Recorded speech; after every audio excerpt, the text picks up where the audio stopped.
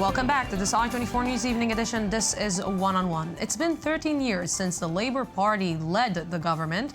In this time, the Labour Party changed their leaders 8 times, while their historical and arch rivals, the Likud Party, had only 2 leaders in this period. The Labour Party's biggest achievement in the recent years was in the general elections in 2003 and 2006, when they got 19 members of parliament out of 120 possible. The person who will try and change the Labour Party fate is today's leader of the opposition, Mr. Herzog, who won the Labour interim elections in November 2013. Mr. Herzog served in different governments as Minister of Tourism, Housing, Welfare and Social Services, and as the government secretary.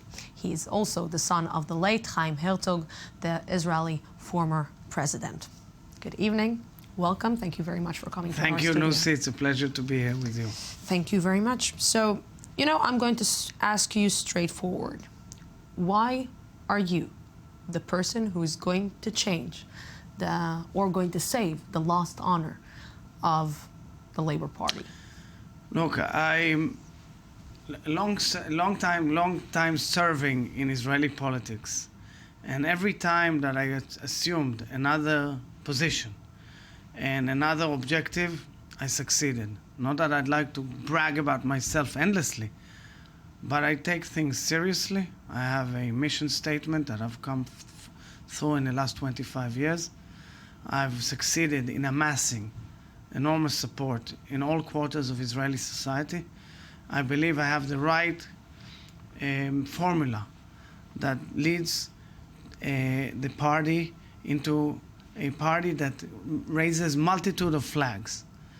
First of all, the ability of human beings to live in this country in a fair and just way, what you'd call social justice in a pragmatic manner. Secondly, proactive towards peace. Peace with our neighbors, the Palestinians, with no fear, with a bold agenda. I have to say that in the last election. And finally, election, of course, a civil agenda, which is very important for Israeli society. I combine all in a mainstream centrist positioning of the party as a social democratic party which can lead the country, knew how to lead the country, and offers the best deal for the country. Why do you think Israel is suffering so much from bad publicity outside? Israel is suffering so much from bad publicity for a couple of reasons. First of all, I think there's a lot of diatribe, hate, and misconception of Israel. Israel is an incredible democracy. It has a multitude of voices in our democratic system. Our parliament is the widest and most far-reaching representation of voices. We have Muslim Brotherhood in our parliament. People don't know that. They tend to forget. We have equivalent of Ba'athist parties in our parliament. And I'm very proud of it. And our right of free speech is as far as possible. However, I think Israel also makes mistakes. I think the situation with the Palestinians, I think the way the world views the settlements, whether it's correct or not, is leading us towards a cornering of ourselves that's impossible. We're talented people. We're a successful country. We should move towards peace and get over with that story. But one of the last leader of the Labour Party didn't see these issues like an important one. I agree. That was an error of my predecessor, who actually did not raise the peace process flag, the security flag, but dealt solely with the social issues. That was also following the social protest of 2011. However, it cannot be separated. There's a direct linkage. Social justice does not stop in the barrier or in the blockade on the Palestinian village somewhere out there in the West Bank. Social justice is intertwined and linked with the fact that we have to reach peace. Welfare and well-being of our nation, our people, their salaries and income is directly related to the fact that we move towards peace. How come, Mr. Herzog, that the left and the Labour Party became so hated in Israel? The moment that you say left ideas in Israel, nobody is willing to hear you anymore. I beg to differ. I don't agree. I think, yes, in the past there was a lot of hate. When you grew up, wherever you grew up, At the time, there was a lot of hate. There was a direct clash between the two large movements, the Likud and Labour, direct clash in the 80s and 90s. However, I think today the Israeli public is much more willing, in all its multifaceted structures, is much more open to different voices and is much more open to our socialist values. And by the way, you see also an erosion in the right. The right is on the verge of breaking apart. The right has nothing to sell. You know what? I'll be more I'll specific. just complete, because that's an important question. The right has nothing to sell, and I told Netanyahu, you'll have nothing to sell to the Israeli people if you don't go for peace. However, the Israeli people have an innate fear. They don't trust the Palestinians. They don't trust our neighbors. They don't trust the peace process. And sometimes rightly so. Because when we pulled out of Gaza, when we pulled out of Lebanon, and when we pulled out of Sinai, we got terror in return. And that frightens the Israeli public. That's why they don't trust us in the center left or Labour to lead us to peace. You know, I will be more specific. I see that the left in Israel is suffering from the same problem as the Israeli Arab leaders inside of Israel are suffering. That the amount of times that the left is yelling, and yelling maybe sometimes on incorrect things, maybe on, let me even say, not important things, and you only put your voices out when it's not important, and people just stop. But where do you see that? Stop listening to the left. The moment I assumed office, I took the issue of peace as a major agenda. I see it on the last elections. I see it on the streets. And it seems that the Israeli Arabs and the lefts in Israel are suffering from the same problem. But your terminology is wrong, is not correct. We are not left. We are center left. And I want to build a large bloc that presents a true challenge to the right. It is absolutely incorrect to say that the left is only dealing with esoteric stuff. First and foremost, from the moment I assumed office, I took the issue of peace process as a major agenda. I saw people from President Obama downwards all the way to all the leaders, including, of course, Mahmoud Abbas, to explain to the Israeli public that there is an alternative. We are fed up, we want peace. Parallel to that, and in addition to that, don't forget, the social protest of 2011, which was a remarkable phenomenon, unheard of in world history, by the way, definitely not in recent generations, was a true demand for fairer distribution of wealth in society. This is what my party presents. This is what we present to the masses. They just have to believe in me and in our public and in our party that we can deliver. And they are still questioning it. So how come the public is not believing? Wait a minute, it's moving slowly. It's moving slowly all the time, and within our camp, of course, there is a split.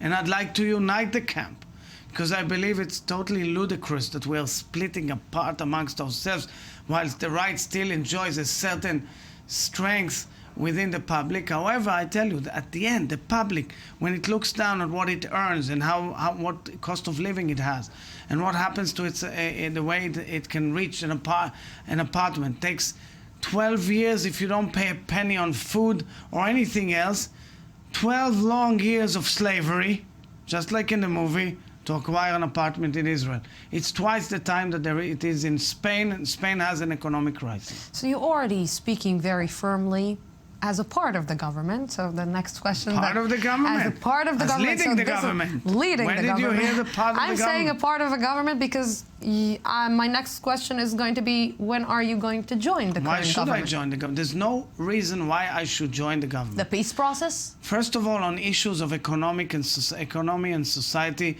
this government, led by Netanyahu, Lapid and Bennett, is a right-wing government. It's a capitalist government. Now, you're asking me, the peace process? if there's a historic breakthrough in peace, I said time and again, a million times, I will help Netanyahu, we will help Netanyahu, we will offer him a safety net if he goes boldly to peace and leads to an historic change. Do you know if it's happening? Do I know if it's happening? Are we anywhere near? We don't know. We know there's a process. We know there are negotiations. We know they're talking about the difficult stuff. And that's commended. But do we know whether the two leaders looked at each other in the eye and said yes? I don't know. So right now I'm operating as an opposition leader all the way through. And if Netanyahu will need help to get to to the other side of the river, we will help him with a safety net. So I will go with your if and with your when you will lead the government. Well, we have to win the next election or else build an alternative coalition in the current parliament if Netanyahu doesn't go for peace. No, I'm saying when you will be the leader of the next government, and I'm going with your when. I'm counting on you. Yeah. Yeah. What will you be willing to give up for the peace process? First of all, my party's platform since Yitzhak Rabin has been adamantly clear. 67 borders as a baseline plus annexation of settlement blocks and swap of land. This is clear. Special arrangements in Jerusalem. I, for one, would not fall off the chair if we can agree on a united Jerusalem which has two capitals. A Palestinian capital in East Jerusalem and a Jewish capital in West Jerusalem, but the city should stay united. And so forth and so on. No right of return of Palestinians to Israel under no circumstances, and strict security arrangements. But the most important thing is that I'm seeing the Palestinians as partners, and I'm seeing Abbas as a partner. And I believe Abbas is a partner, and I believe that he as well understands there is historical ramifications to this moment. And I sincerely hope that both leaders do that. And if not, they will fail the test of history. So we just got a report that you said that if John Kerry will offer his agreement and the government will accept the agreement, you will be willing to get into the current government. Where did you? I don't get it. I just received this.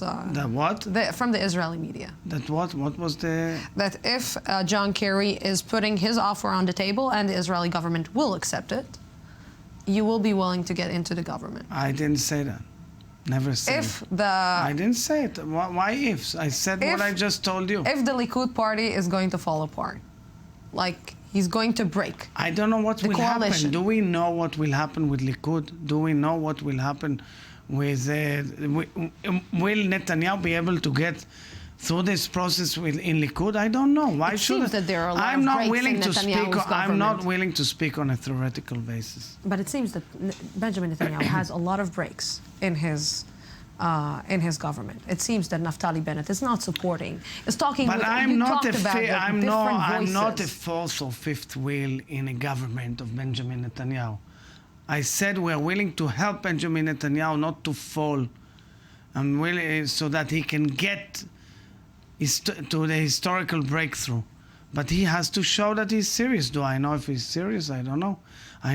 I realize that he probably understands the importance of moving forward because there's no choice. But I don't know if he's got the guts to do it. You don't think that he's got the guts to do it? I don't know, I said. You know him very good. I said I do not know if he's got the guts to do it.